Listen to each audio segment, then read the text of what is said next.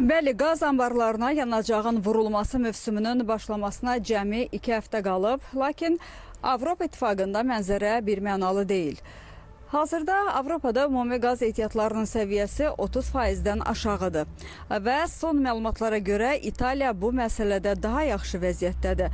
Lakin Almaniyada ehtiyatlar hələ də 23% civarındadır. Hətta Almaniya hələ də mövcud ehtiyatlardan istifadə etməyə davam edir, yəni anbarlar dolmağa başlamadan. Anbarların doldurulmasına mane olan ən böyük amil isə təbii ki, qiymətlərdir. Aprelin əvvəlində yaxın şərqdəki gərginlik səbəbindən Amsterdam birjasında qazın qiyməti kəskin artaraq 1 megawatt saat üçün 53 avronu keçmişdi. Lakin xoş xəbər budur ki, son 2 gündə qiymətlərdə enmə müşahidə olunur. Vaşinqton və Tehran arasındakı danışıqların bərpası bazara müsbət təsir eləyib və qiymətlər mart ayından bəri ən aşağı səviyyəyə, təxminən 42 avroya düşüb.